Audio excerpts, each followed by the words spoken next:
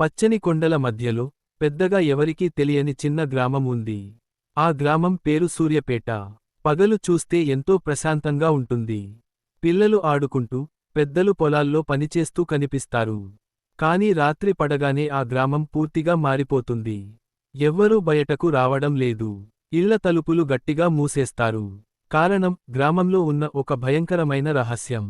గ్రామానికి చివరలో ఒక పాత బావి ఉంది. ఆ బావి దగ్గరకు వెళ్ళకూడదని పెద్దలు ఎప్పటినుంచో చెబుతూనే ఉన్నారు. అక్కడ ఏదో శక్తి ఉంది అని వారు భయపెడుతుంటారు. ప్రతి అమావాస్య రాత్రి బావి దగ్గర నుంచి విచిత్రమైన శబ్దాలు వినిపిస్తాయని గ్రామస్తుల నమ్మకం. కొందరైతే నీడలాగా కనిపించిందని కూడా చెప్పారు.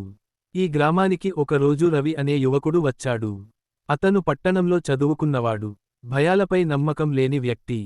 గ్రామంలో జరుగుతున్న కథలు విని అతనికి ఆసక్తి కలిగింది. ఇవన్నీ అంధవిశ్వాసాలే అని అనుకున్నాడు. రహస్యాన్ని తెలుసుకోవాలని నిర్ణయించుకున్నాడు. ఒక అమావాస్య రాత్రి అందరూ నిద్రపోయాక రవి నెమ్మదిగా బావి వైపు నడిచాడు. చుట్టూ నిశ్శబ్దం. గాలి చల్లగా వీచుతోంది. బావి దగ్గరకు వెళ్ళగానే నిజంగానే ఒక విచిత్రమైన శబ్దం వినిపించింది. అతని గుండె వేగంగా కొట్టుకున్నా, ధైర్యం కూడగట్టుకుని ముందుకు వెళ్ళాడు. అక్కడ అతను చూసింది ఆశ్చర్యకరం. బావి పక్కన ఒక రహస్య ద్వారం ఉంది. ఆ ద్వారం లోపలికి వెళ్ళగానే చిన్న గుహలా కనిపించింది. లోపలికి వెళ్ళిన రవి, కొందరు మనుషులు ముసుగులు ధరించి ఉన్నారు. వారు ఏదో సమావేశం చేస్తున్నట్లు అనిపించింది.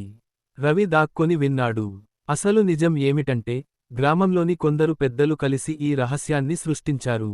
గ్రామం విడిచి ఎవ్వరూ బయటకు వెళ్లకుండా ఉండేందుకు, తమ అక్రమ పనులు బయటపడకుండా ఉండేందుకు ఈ భయాన్ని పుట్టించారు. బావి దగ్గర శబ్దాలు చేయడానికి పాత యంత్రాలు వాడేవారు. అన్నీ తెలుసుకున్న రవి, మరుసటి రోజు గ్రామస్తులందరినీ కూడగట్టాడు. జరిగినది మొత్తం వివరించాడు. మొదట ఎవ్వరూ నమ్మలేదు. కానీ బావి దగ్గరికి తీసుకెళ్లి నిజాన్ని చూపించాడు. అప్పుడు గ్రామస్తుల కళ్లకు నిజం తెలిసింది. భయం మాయమైంది. ఆ రహస్య ద్వారం మూసివేశారు. తప్పు చేసిన వారిని గ్రామం నుంచి పంపించారు. సూర్యపేట గ్రామం మళ్లీ ప్రశాంతంగా మారింది. ఆ రోజు నుంచి గ్రామస్తులు ఒక విషయానికి నేర్చుకున్నారు: భయం కంటే నిజం శక్తివంతమైనది.